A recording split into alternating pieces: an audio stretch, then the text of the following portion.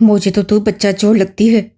Break time वो छोटी सी मुस्कान की उंगली पकड़कर स्कूल से ले जा रही थी कि गार्ड ने मुस्कान से कहा तो टूं पर ठटक कर रुकी और गुस्से से गार्ड को देखा। छोटी सी मुस्कान ने भी अपनी मामा के लिए बच्चा चोर लफ्ज सुनकर मुंह बनाया गुस्से से। तेरे बच्चों को चुराया है जो ऐसे बोला है? माँ हूं मैं इसकी, पूछ बच्ची से। और ये तू जो कहा है, इस पर अगर उम्र में बड़ा ना होता तो जुबान गुद्दी से खींच लेती, समझे कि समझाऊं? वो आंखें निकालकर गुस्से से गोया हुई कि गार्ड हड़बड़ा गया। गार्ड अंकल, ये मेरी होने वाली मामा है। मैम भी जानती हैं, आप ऐसे बात ना करें मेरी मामा से। छोटी मुस्कान ने बड़ी मुस्कान के हाथ पर बोसा दे कहा, सुना अब उनके एसपी की फेरी को? वो अबरू उचकाकर बबल चबाती पूछने लगी तो गार्ड लड़की के ऐसे देवर देखकर सर हिला गया। गुड, वो कहती मुड़ी। जल्दी वापस लाना बच्ची को। वो पीछे से बोला तो मुस्कान ने दांत पीस कर देखा। तेरे को फिक्र करने की जरूरत नहीं, अपना पैकेट जानता है कितने बच्चे वापस लाना है, अंडरस्टैंड? उसकी जुबान पर फेरी खिलखिलाकर हंसी और गार्ड इस लड़की को हैरत से देखने लगा। मुस्कान सर झटककर अपनी गाड़ी में उसे बिठाकर वो ड्राइविंग सीट पर बैठी। कितनी बदतमीज माँ थी, अपनी बेटी को पैकेट बोल रही थी। गार्ड ने नफरत से सोचा, ठीक किया एसपी साहब ने इस बदतमीज औरत से रिश्ता तोड़कर। मुस्कान जब से रेस्टोरेंट में उस बच्ची से मिली थी और फिर स्कूल में एडमिशन होते ही वो रोज़ उसे ले जाती थी, खुद को बुरहान की बीवी कहकर कि उन दोनों का झगड़ा हो गया है और उसका शौहर उसे उसकी बेटी से मिलने नहीं देता। और उसकी दर्द भरी दास्तान को देखते प्रिंसिपल को भी रहम आ गया उसकी ममता पर और रोज़ उसे ब्रेक टाइम में मुस्कान के साथ जाने देती थी। और छोटी सी मुस्कान ने भी सर हिलाकर तस्दीक कर दी कि वो उसकी मामा है और पापा ने जानबूझकर एडमिशन फॉर्म में उसकी मामा का नाम नहीं लिखा। ये एक दुखी दास्तान थी और पुलिस तो थी ही सख्त दिल, बेरहम मशहूर, तो 1 मिनट भी ना लगा उन्हें यकीन करने में। और फिर वो उसे ले जाती, घुमा फिराकर आइसक्रीम चॉकलेट दिलवाकर वापस ले आती। मैंने आज दोस्त से कहा कि मुझे आप मामा चाहिए, छोटी सी मुस्कान ने कहते खुशी से मुस्कान के संजीदा चेहरे को देखा। अच्छा, फिर क्या बोला अपना एएसपी? वो मुस्कुराती नजर उस पर डालकर पूछने लगी तो फेरी के चेहरे पर मायूसी छा गई जो मुस्कान की नजरों से छुपी नहीं रह सकी। कुछ नहीं कहा, डाइनिंग टेबल पर उनका इंतजार करूं, जवाब नहीं दिया। वो मुंह बना गई। कोई बात नहीं जान, देखना मामा तो तेरी मैं ही बनूंगी और अगर नहीं बनी तो तेरे दोस्त को भी सारी जिंदगी कंवारा ही रखूंगी। डोंट वरी, बहुत दूर की सोचती हूँ, एसपी की मैं नहीं तो कोई नहीं, गर्दन अकड़ा कर कहते हुए उससे गाड़ी आइसक्रीम पार्लर के सामने रोकी। आ जाओ मुझे करे। वो उससे उठाकर गाड़ी से बाहर निकली और गाड़ी लॉक कर दी। बस दोस्त साहब को माफ कर दे, फिर बहुत मजे करेंगे मिलकर, जैसे अम्मा पापा और मैं करते थे। वो हंसी मुस्कान के गले में बांसुर डालकर कहती बोली, अरे ऐसी की तैसी एसपी की माफी की, हम आशिक मिजाज लोग माफी नहीं मांगते, सीधा दिल पर अटैक करते हैं। वो गर्दन अकड़ा कर कहती आइसक्रीम पार्लर में दाखिल हुई और ऑर्डर देकर एक टेबल पर बैठी और फिर छोटी छोटी उसकी बातों पर मुस्कान हंसी उसे भी गुदगुदाने लगी बगैर आसपास की परवाह किए। वो हॉस्पिटल से निकलकर अपनी गाड़ी में ड्राइविंग सीट पर बैठकर गाड़ी स्टार्ट करने लगा। उसका आज कोई इरादा नहीं था अपने हाथ रंगने का। वो आज सिर्फ आलम बनकर अपनी एन के पास जाना चाहता था, उसे खुद में समेटना चाहता था, उस पर अपने सारे जज्बात आश्कार करना चाहता था कि किस पागलों की हद तक वो उसे चाहता है और आज उसे अपना पागलपन दिखाना चाहता था। जानता था वो बहुत हसास है, उसके जज्बात की शिद्दत से डर जाएगी, पर उसे यकीन था खुद पर कि वो उसे समेट लेगा और उसे संभाल लेगा। जब उसने मोहब्बत का इजहार कर दिया था तो अब उसे खुद से अलग रखना एक बेवकूफ़ी थी और आलिम की डिक्शनरी में बेवकूफ़ी नामी कोई लफ्ज़ नहीं था। उन्हीं सोचों में उसी घनी मूंछों तले अनाबे लब मुस्कुरा रहे थे खुलकर और वो गाड़ी पार करके आ गया। आज जल्दी आ गए? आरिफ ने उसे अंदर जाते देखकर पीछे से पूछा। तुम जरा इधर आओ। वो रुका और मुड़ा, फिर आरिफ के पास बुलाया। आरिफ मुस्कुराहट छुपाता उसके पास आया तो साहिर ने उससे कंधे पर हाथ धरा कि वो करा उठा। यार आहिस्ता, अपना हाथ देखा है, गरीब का बच्चा हूँ। अपने कंधे को आजाद करवाने की कोशिश करते सदा लगाई। रात कौन सी बीमारी लगी थी? उसकी कोशिश को नाकाम करते वो पूछने लगा। कोई नहीं, सिर्फ आपको देखकर सिगरेट पीने का शौक चढ़ गया था तो बस उसे पूरा कर रहा था। उसके बहाने पर आलम ने आंखें सुखेड़ी। अब झूठ बोलोगे मुझसे? उससे जोर दिया तो वो तड़प उठा। क्या हो गया है यार, सच कह रहा हूँ, सर दर्द कर रहा था तो दोस्त ने कहा सिगरेट पियो ठीक हो जाएगा तो पी ली। अब की बार वो पुरयकीन लहजे में गोया हुआ। मत बताओ, पर याद रखना मुझसे कुछ छुप नहीं सकता। तुम दोनों बहन भाई के कुल और अपनी उस बहन पर नजर रखो, आजकल ज्यादा ही एसपी के इर्द गिर्द घूम रही है। कुछ गुस्से से कहकर वो अंदर चला गया तो लॉन्च में कोई नहीं था। उससे मुस्कुराते किचन की तरफ अपना रुख किया और कोट वहाँ हैंग करते, एप्रन बांध कर बाजू फोल्ड करते जल्दी से डिनर रेडी करने लगा। वो जानता था उसकी एन रूम में होगी, हमेशा की तरह उसे सलाम करती मिलेगी। आरिफ आज उसे इतनी जल्दी डिनर तैयार करते देख कर कंधा सहलाता नासमझी से एक नज़र डालकर अपने रूम में चला गया और डिनर रेडी करके बाहर आती मुस्कान को अपनी एन को लाने का कहा। वो सर हिलाती चली गई। तब तक आलम और आरिफ ने मिलकर टेबल पर खाना लगाया।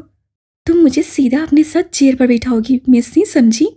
गुरुलैन भीगे बालों को ब्रश करती मुस्कान से बोली, जो उसे लेने आई थी डिनर के लिए। और वो इतनी जल्दी डिनर का सुनती हैरान थी, पर जब आलम के लफ्ज़ कानों में गूंजे तो कानों की लो तक सुर्ख होती लर्ज उठी।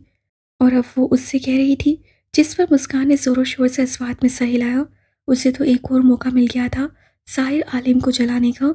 शानों पर दुपट्टा फैलाकर बालों को कैचर में कैद करके स्लीपर पहनकर वो मुस्कान के हाथ में अपना नाजुक हाथ देकर चली। बेताबी से खड़े साहिर आलिम की नज़रें सीढ़ियाँ उतरती उस हूर पर गई, जो पजामे और पिंक घुटनों तक आते फ्रॉक में शानों पर हमरंग दुपट्टा फैलाए फ्रेश चेहरे के साथ नीचे उतरती उसके दिल पर कदम रख रही थी। उसका दिल कर रहा था बाहर में जाए डिनर और उसे बाहों में लेकर छुपा दे सीने में, पर इतनी शिद्दत भी अच्छी नहीं थी, वो सहम सकती थी। वो उठ खड़ा हुआ और हाथ आगे किया लेने के लिए, पर मुस्कान उसकी तरफ जलाने वाली मुस्कान पास करती उसे अपने साथ बिठाने लगी और वो भी खामोश बैठ गई। साहिर को हैरत में छोड़कर वो अब उसे खाना खिला रही थी। एन, उससे गुस्से से दबे लहजे में पुकारा, मिस्सी खाना खाने के बाद मुझे तुम्हारे रूम में ले जाना, मुझे तुम्हारे रूम में आज सोना है। उसकी बात पर जहाँ आलम ने मुठ्ठियाँ भींची थीं, वहीं आरिफ ने अपनी उमटने वाली खांस से हलक में बामुश्किल दबाई। तुम्हारा हुक्म सर आंखों पर, ये मिस्सी तुम पर जान कुर्बान करती है। ये तो फिर भी एक रूम है। मुंह में सुकून से पुलाव डालते वो गर्दन अकड़ा कर बोली और साहिर को आग लग गई। आरिफ ने मुस्कान के पाँव पर पाँव मारा कि ये क्या नया ड्रामा है? सुतेली नागिन क्यों मरना चाहती हो? तुम्हें बचाते बचाते कहीं मैं ना मर जाऊं किसी दिन। पर उस पर जरा असर ना हुआ और वो बगैर किसी की तरफ देखे खा रही थी। साहिर आलिम सर हिलाता सब समझता अपनी प्लेट में खाना डालने लगा, क्योंकि वो नहीं चाहता था कि खाने के वक्त कोई बदमज़गी हो और वो जो आज अपनी पसंद का खाना जोरों शोर से खा रही थी रुक जाए। वाओ, एंचिल निमकी! साहिर ने हंस कर उसे खुश करने के लिए बनाया था और उसे एक स्पून मुंह में डालते देखकर खुशी से चिल्लाई, जिस पर इतने गुस्से में होने के बावजूद उसके चेहरे पर मुस्कुराहट आई। किससे बनाया है? कितना बदमज़ा है! सारे मुंह का जायका गंदा कर दिया। वो प्लेट पीछे खिसकाती 2-3 चम्मच मुंह में डालती गुस्से से बोली, वरना दिल तो नहीं कर रहा था इतने दिनों बाद मिलने पर छोड़ने को, पर उसे सबक सिखाना था अपने आलम को। चलो मिस सिंह। वो उठ खड़ी हुई और उसे खड़े होते देखकर आलिम भी खाना छोड़कर खड़ा हुआ, पर उसकी सूख आग थकाती नसें मुस्कान पर टिकी थीं, जिसके सिर्फ देखने से ही सनसनी दौड़ उठी बदन में। हाँ चलो। वो मुंह से ग्लास लगाती उठी और वापस टेबल पर रख कर बोली। आरिफ ने आलम को देखते दोनों हाथ बुलंद किए कि अब आप जाने ये सुतेली नागिन में बीच में नहीं आऊँगा। वो हाथ नैपकिन से साफ करता अपने रूम में गया और वहाँ से गाड़ी की कीज उठाकर घर से निकलता चला गया। मुस्कान ने आरिफ की कार्रवाई पर थूक निकला, मर गई क्या मिस्सी? उसके वहीं खड़े रहने पर उरुलैन गुस्से से बोली, जानती थी उससे ऐसा करके साई की क्या हालत की होगी गुस्से से, जो उसकी मौजूदगी किसी से बात करने नहीं देता था, कचा कि उसे सबके सामने नज़रअंदाज करना। बस कुछ देर में वो सामने खड़े उससे वो जैसे इंसान को पलक झपकाती देखती बोली, सच्ची? उरुलैन कहका लगाती सामने के मंजर से अनजान बोली। मुस्कान ने एक हैरत भरी नज़र उस पर डाली जो उसकी मौत पर इतने कहके लगा रही थी। ये तो होना ही था, भलाई का कोई ज़माना नहीं। वो खुद को कोसने लगी। मैं इसे रूम में छोड़ आती हूँ। उस साई की भूरी गुस्से वाली आंखों में देखती मिनमिनाई। बीवी किसकी है? उसे सवालिया अबरू उचकाया और उसकी कपकपाहट पर लबों पर तमस्सर फैल गया। मेरी, ओ सॉरी, सॉरी आपकी। वो बुखला गई और सर पर हाथ मारती बोली। गुड, माफी मांगने वाले मुझे पसंद हैं, पर उससे मुस्कान की पतली गर्दन को अपनी मुट्ठी में दबोचा और उससे अपने सामने किया। उसकी आंखें फैल गईं। यह तुम्हारे अभी के गलत लफ्ज़ की माफ़ी थी, जो मैंने माफ़ कर दिया, पर मेरी एन को मुझे नज़रअंदाज करना उसकी माफ़ी का कोई लफ्ज़ डिक्शनरी में नहीं। उससे जरा सी सख्ती दिखाई तो मुस्कान की आंखों में सारों कतार आंसू बहने लगे। तो प्लीज, वो अपना गला छुड़वाने की कोशिश करती रोती हुई बोली। क्यों करती हो ऐसी बेवकूफ़ियाँ? वो गुर्राया तो एन ने झुर्री ली। आलम, वो यहाँ वहाँ देखती उसे पुकारने लगी। मुस्कान के लिपों पर मुस्कुराहट आई। जब हुरैन के बुलाने पर उसकी पकड़ कमजोर पड़ी, वो झटके से पीछे हुई। जिस तरह बच्ची को बेवकूफ़ बनाया है उस लिहाज से यही होना चाहिए बीस्ट भाई, वो कहती बगैर खांसी के परवाह किए वहां से भाग गई बाहर और पार्किंग से अपनी गाड़ी निकालती वहां से निकल गई। कैसा लगा? मज़ा आया सुतेली नागिन? बाहर निकलते ही आरिम ने गाड़ी से सर निकालकर उसकी सुर्ख आंखें सुर्ख चेहरे को देखा। तुम अपनी है मनाओ, जल्दी तेरा हाल मेरे सामने होगा। जैसे तेरे कारनामे हैं तेरा मुझसे भी बुरा हाल होगा सुतेली बुच्चू, वो कहकर सन से गाड़ी भगा ले गई। आरिफ को कहका लगाने पर मजबूर करते उससे भी गाड़ी अपने मकसद की तरफ रास्ते पर डाली और मुस्कुराता मदम म्यूजिक में जाने लगा। उसे मालूम था वो उर्दू पर हाथ नहीं उठाता और मुस्कान को शदीद मारने की ख्वाहिश के बावजूद भी नहीं मार सकता, क्योंकि उसकी छुपी मोहब्बत चाहे आंखों में छुपी हो, पर ये आरिफ और मुस्कान जानते थे कि कितनी मोहब्बत थी उसके अंदर दोनों के लिए। और इसी ही वजह से तो उसकी बहन की हिम्मत इतनी बड़ी थी, वरना साहिर आलिम को पल भी न लगता मुस्कान को मसलते। मिसी, और खामोशी पर घबराती हुई मुस्कान को पुकारने लगी, पर जवाब निदारद। साहिर ने आगे बढ़कर उसे गुस्से से अपने कंधे पर डाला। ये उनकी चीख अचानक उस हमले से निकल गई, पर वो ध्यान दिए बगैर लंबे लंबे कदम लेता चलाने लगा। छोड़ो मुझे झूठे इंसान, आपने मुझे झूठी इंग्लिश सिखाई, मुझसे झूठ बोला। आई लव यू सलाम है, रोमांटिक अच्छा और बोरिंग बुरा है, हैप्पी गुस्सा है।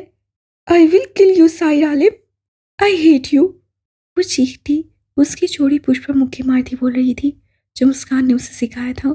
साहिर ने गुस्से की शिद्दत से अपने लब खींच लिए और रूम के दरवाजे को शूज की मदद से धाड़ की आवाज़ से खोलकर अंदर दाखिल होकर उसे बेड पर फेंका और वापस जाकर दरवाज़ा बंद करते मुड़ा। हुरुलैन खौफ से करा उठी और डरते डरते उठ बैठी। तुमसे मैंने कहा था ना कि इन लफ्ज़ों को हम तक महदूद रखना, एन। वो कोट हैंग करता टाई गले से निकालकर शूज उतारने लगा और सर्द आवाज से बोला कि हूर की रग रग कांप उठी। हाँ, वो सलाम करना तो सब पर फर्ज है ना, वो आंखें साफ करती बोली। और मैंने तुम्हें कहा था ना कि ये सलाम सिर्फ तुम्हारे अपने शोर को करना है। वो वार्डरोब से ड्रेस निकाल कर बोला। हुरैन ने मासूमी से सर हिलाया।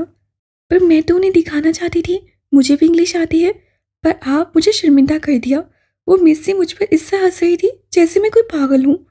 वो घुटनों में सर दिए रोने लगी। पर मैंने तुम्हें इंग्लिश के रूल्स भी सिखाए थे ना कि ये सिर्फ शोर से कहना है। ये झूठ है, आपने मुझसे झूठ कहा।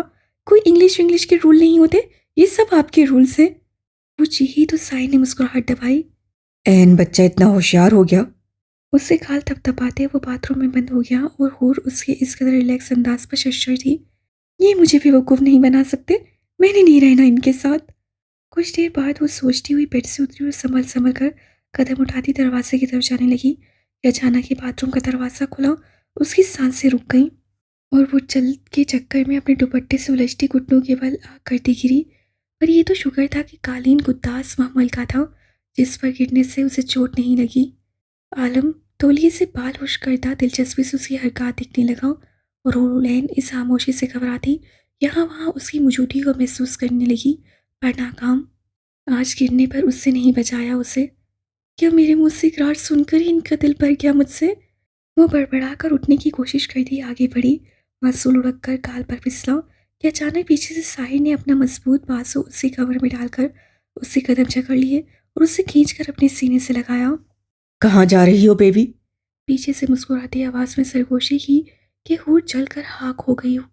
मैं आपका सर फाड़ दूंगी झूठे इंसान। वो पलटकर दोनों हाथों के पंजे बनाकर उस पर झपटी कि साई का फलक शगाफ कैफ का खूंजा और उसकी दोनों कलाइयों में अपनी मुट्ठी में झगड़ा। तुम्हारी हजार हताएं भी सर आंखों पर डार्लिंग। उसी कलाई को हाथ में पकड़ते वो उसे गोल गोल घुमाने लगा। ये क्या कर रहे हैं? रुलैन गोल गोल घूमती हुई डर कर बोली। Dance with my baby. उसे अपने बाजू पर गिराते वो उस पर झुकाया और रुलैन डांस सुनती खुशी से चीखी। सच्ची डांस ऐसे होता है? वो गुस्सा भूलकर अभी खुशी से पूछ रही थी। और ऐसे भी होता है। उससे खींचकर सीने से लगाते उसके लबों को अपनी कैद में ले गया और सीधा हुआ। हुरुल एन उसके सीने पर दोनों हाथ टिकाए सांस रोके खड़ी थी उसके हसार में। कैसा लगा ये डांस? उससे आजाद करते पूछा। बहुत बदतमीज है आप आलिम, अब तो मैं बिल्कुल भी आपके साथ नहीं रहूंगी। अपनी अबतर सांसें बहाल करती गुस्से से वो कहती। वो आगे बढ़ी और लॉक को घुमाने लगी, पर उसके लॉक पर रखे हाथ पर आलिम ने अपना भारी मजबूत हाथ टिकाकर उसकी कोशिश को नाकाम कर दिया। तो कहाँ रहना है बेबी को? लॉक से हाथ हटाते हुए दूसरे से उसके भीगे बालों को कैशे की कैद से आजाद किया तो वो सीधे उसके चौड़े सीने पर बिखर गए। साय ने झुककर उनमें अपना चेहरा छुपाया और गहरा सांस लेते उसके बालों की खुशबू को अपने अंदर उतारने लगा कि वो रुलैन सुन पड़ी गई उसकी पकड़ में। छोड़िए, मुझे नहीं रहना यहाँ। वो छुड़वाने की कोशिश करती अकला कर खोया हुई, वरना तो उसके लम्स पर सारे जिस्म से जान निकलने लगी थी और वो सुन टांगों के साथ उसकी पकड़ के सहारे खड़ी थी उसके हसार में। तुम्हें उस लड़की के कहे पर यकीन है, अपने शोर की पढ़ाई इंग्लिश पर नहीं, बस इतना यकीन है तुम्हें अपने आलम पर? उसका रुख झटके से अपनी तरफ करते उसका चेहरा ऊपर करते पूछने लगा और उसके लहजे में आग जैसी तपिश को महसूस करती सहम गई। आप पर यकीन है आलम, पर वो मोबाइल भी कह रहा था जैसे उस मिस्सी ने बताया था। वो उसके भीगे सीने पर हाथ रखती हुई भराई आवाज से बोली। हमारे बीच पर कहाँ से आया डार्लिंग? और मोबाइल ने कहा, तुमने मान लिया।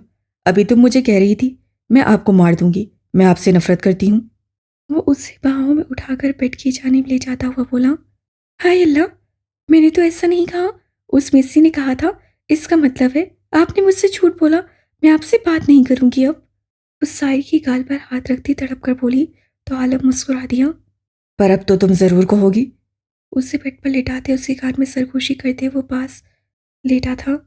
पुरुलैन उसकी गंभीर आवाज पर शर्म से झिझक कर दूर हुई, पर अपनी कमर पर उसकी मजबूत पकड़ ने उसके सारे रास्ते बंद कर दिए और वो बेबस रह गई, आंखें मीच कर।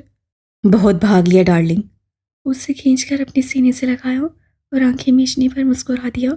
उसे कामते वजूद को अपने करीब करते पुरुलैन की सांसें फूलने लगी और वो लब दबाकर अपने आप को रिलैक्स करने लगी। हाँ बेबी।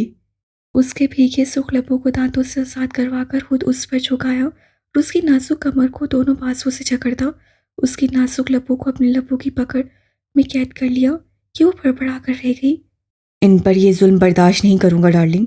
उसके लबों को आजाद करते उन पर अपना अंगूठा फेरते कान में खोया हुआ रूलैन सुनती अपनी फूली सांसें बहाल करने लगी। नहीं आलम। वो आंखें झपकती अपनी पुष्प पर टोरियों पर उसकी उंगलियों का जानलेवा लम्स महसूस करती तड़प कर खोया हुई। आंसू होप से गालों को भिगोने लगे और वो सख्ती से तकिए को मुट्ठियों में भींच गई। डर होप से उसकी सांसें फूले जा रही थीं। साई ने अफसोस से उसकी हालत को देखा। कुछ नहीं है, मैं तुम्हारा आलम हूँ एन, तुम्हारा महरम हूँ, तुम्हारा शोहर। वो उससे गाल पर अपने लब रखते बोला तो रुलैन ने आवाज पर सा हिलाते आंसू साफ किए। आप मुझसे पहले वादा करें, आप मुझे छोड़कर तो नहीं जाएंगे ना? वो आंखें मूंदे साहिर के चेहरे को उंगलियों पर महसूस करती पूछने लगी और जो चेहरा उसकी आंखों में उतरा था उस पर वो मुस्कुरा गई। तुम्हें छोड़कर मैं कहाँ जाऊंगा शहजादी? आलम सिर्फ तुम्हारा है और तुम्हारा बनकर रहेगा सारी उम्र। मेरे सारे वादे तुमसे हैं जो निकाह के वक्त मैंने किए थे। वो उसकी शहरक पर अपने दुखते लब रखता बोला। पूर सुकून से आंखें मूंद गई और उसकी शिजतों पर सहमी सी उसके सीने से लगी थी। आई लव यू नहीं कहोगी? अपनी सुर्ख पूरी आंखें उसके खूबसूरत चेहरे पर टिकाए बोला तो रुलैन शर्म से अपना चेहरा हाथों में छुपा गई। रोज तो कहती हूँ, मिनमिना कर बोली। पर आज जब तुम्हें मालूम हो गया है तो अब तुम मेरे कान में सरगोशी से कहोगी आई लव यू आलम। कोहनी के बल लेटे वो उंगली से उसके चेहरे से बाल पीछे करते फरमाइशी अंदाज से बोला। अगर मैं ना बोलूं तो? अपने बाल कान के पीछे करती हुई शरारत से खोया हुई तो आलम भी मुस्कुराया। तो मैं तुम्हें खा जाऊंगा। उसकी गर्दन पर लब रखते वो बोला तो हूर सिमट गई। सारे जिस्म का हूर सिमट कर चेहरे पर जम गया। मैं कहती हूँ, उसकी जिसारतों पर घबराती हुई बोली। शाबाश, बोलो फिर। आलम ने कहते उसके लबों पर अपना कान रखा तो हूर ने आंखें मीच कर कांपती आवाज में सरगोशी से कहा, आई लव यू आलम। और आहिस्ता से उसे कानों को लबों से छूकर करवट बदल गई शर्म से। अब मुझे तंग ना करे वरना मैंने चुड़ैल बन जाना है। वो तकिए में मुंह छुपाती हुई बड़बड़ाई। आलम का उसके अंदाज पर शानदार कहकर गूंजा। अच्छा, फिर आओ चुड़ैल 20 का मुकाबला करते हैं। पीछे उसे अपने हजार में लेकर झुककर कान में बोला और उसके लो को अपने दांतों में दबा लिया। रुलैन उसके गुदगुदाने वाले लम्स पर खिलखिला उठी और आलम उसे खुद में समेटकर उसके जख्मों पर अपने होंठों से छूकर मरहम लगाने लगा। रुलैन उस पाक साथ का शुक्र अदा कर रही थी जिससे उसे इतना चाहने वाला शोर नसीब में लिखा था, जो उसके माथे पर लगे दाग को जानते हुए भी उससे इतनी मोहब्बत दे रहा था, जो शायद ही किसी को इतना चाहने वाला मिला हो जितना उससे मिला था। वो सुकून से आंखें मूंदकर उसके सीने पर सरकती सोने लगी और आलम ने मोहब्बत से उसके वजूद को खुद में समेटा। नई जिंदगी में खुशामदीद जाने आलम। उसके माथे पर मोहर सब्त करते हुए सरगोशी में बोला तो वो रुलैन खुमार सदा आंखों से मुस्कुराई। आलम की एन, वो उसके निशानों पर हाथ रखती सरगोशी में बोली तो दोनों साथ मुस्कुराए और जिंदगी उनको देखकर मुस्कुराई। अपनी गाड़ी की विंडो पर सर टिकाए वो पुरजोश से मुस्कुराती आंखों से कोठे पर पुलिस के अटैक को देख रही थी, जहां पुलिस और उसकी मां के दलाल भरपूर मुकाबला कर रहे थे और उनकी नजरों से काफी दूर थी। और बबल चबाती बुरहान पर नजर टिकाई बैठी थी, जो आज कुछ ज्यादा ही उससे भी लग रहा था। उससे ही सारे कोटे का नक्शा बनाकर उसे भेजा था कि कहाँ लड़कियां हैं, कहाँ तहखाना। वो जानती थी एसपी उसे पहचान गया होगा और बहुत कुछ नहीं, इतना तो जान लिया था कि वो इस कोठे वाली की बेटी है जो भेजी गई थी किसी रईस के साथ। पर ये बीस के पास कैसे आई ये वो नहीं जान सका। बाकी से सबको गिराकर वो अंदर घुस गए और सब अमीर साधु को गले से पकड़कर बगैर शर्ट के अपनी गाड़ियों में धकेलने लगे। क्या बात है भाई, उन्हें कुछ ही देर में बाहर आते देखकर वो दाद दिया अंदाज में अबरोज का गई। एसपी किसका है अब उनका, फिर ऐसा तो होना ही था। वो मुस्कुराकर गर्दन अकड़ा गई। उससे बुरहान को हॉस्पिटल में देखा था जब वो हुरलैन को सीने से लगाए खड़ा था और वो वहीं साकित रह गई जब तक वहां से चला नहीं गया। फिर ये उसकी खुशकिस्मती थी कि जहाँ वो सेटल हुए थे वहीं उसी शहर में उसकी पोस्ट थी। उसके खाने पीने तक की मालूमात हासिल करने पर उसे ये भी मालूम हुआ था कि वो हुरलैन से मोहब्बत करता है। एक पल को उसका दिल सहम गया और रोया भी। वो काफ़ी कदम पीछे ले गई पर दिल में बढ़ती दिन ब दिन उस मोहब्बत को ख़त्म ना कर सकी, काफ़ी कोशिश के बाद भी। कभी साहिली समंदर के किनारे बैठकर काफ़ी रोती कि उसे एक तोआइफ की औलाद ही क्यों कर पैदा किया। उसे कौन सी दुनिया बदलनी थी। हर कोई तो हकारत से देखता था, वो भी जिसके लिए वो दुआएं करती थी कि काश वो उसका मुकद्दर होता, काश वो उसकी कसन होती और उसके नसीब में लिखी जाती। काश कभी वो मोहब्बत भरी नज़र उस पर डालता, काश कभी एक पल को हकारत की बजाय इज्जत की निगाह उठाता उसकी तरफ। पर काश थे, काश ही रह गए। वो उसे आसमान की तरह खुद से दूर समझती थी, जिसे वो देखकर खुश तो होती थी, अपने दिल को सुकून तो देती थी, पर छू नहीं सकती थी, अपना नहीं बना सकती थी। वो अंदर से बिल्कुल टूट चुकी थी, जरा जरा थी, टुकड़ों में तकसीम थी, पर ज़ाहिरी तौर पर वो इतनी मजबूत थी जैसे दीवार। उससे अपने भाई के सिवा किसी पर भी खुद को आश्कार नहीं किया। भाई इसलिए जानता था क्योंकि वो भी एक खून था, उसकी रग रग से वाकिफ। अब वो जो देख रही थी कि क्या क्या उससे पैदा होकर तो क्या जानती अपने बारे में कि वो क्या है, उसे नहीं अंदाज़ा था अपना कि वो क्या है। वो एक ऐसी हस्ती थी जिससे बगैर जज्बात के पत्थर जैसे वजूद में दरारें डाली। सिर्फ एक लफ्ज़ भाई से उस बीस के दिल में मुरझाए पौधे को पानी की छींटें मारी, जिससे वो सांस लेने लगा। उससे भी तो कितनों का सफाया करवाया था और सबसे बढ़कर उस कोटे को आज मिटा दिया था, जिससे कितनी सिसकियाँ, कितनी ही आहें अपने अंदर दबा रखी थी मासूमों की। अगर वो भाई की कोख से ना होती तो कैसे तहखाने तक जा सकती जो ज़मीन के अंदर दबा हुआ था। कैसे वो हर जगह का नक्शा बनाती जहाँ जहाँ मासूमों को मजबूर किया जाता था इस जलालत पर। शायद उसका पैदा होना भी बहुत अहमियत रखता था, जिससे वो नावाकिफ थी। सारी सोचों को झटकती वो अपनी माँ को लेडीज पुलिस के साथ गाड़ी में बैठते देखकर अपनी गाड़ी को रिवर्स किया और उस अंधेरी स्याह रात में उन हदूद से निकलती चली गई जहाँ उससे आंखें खोलते जवानी के कुछ दिन गुजारे थे। और फिर जिंदगी ने रुख मोड़ा तो सारी किस्मत चेंज हो गई। उनकी मासूम जिंदगी में एक बीस आया जिससे उन्हें मारने के बजाय अपनी हिफाजत के लिए लड़ना सिखाया, अपने कदमों पर चलना सिखाया। दोनों को एक छत तले अपनी मोहब्बत भरे बाप जैसी शफकत के छांव तले रखा, हर गम दुख से छुपाकर। और उनके मुंह में दाना दाना डालकर सर्द गर्म हवाओं से लड़ना सिखाया। जब हैवान उन्हें नोचने के लिए बेकाबू हुए तो उनका सर तन से अलग कर दिया।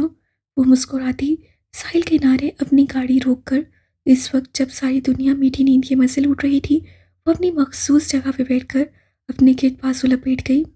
ये बगोला तो नहीं, दश्ते वहशत में से जमा हो खाक, उड़ी कितनी वहशत होंगी।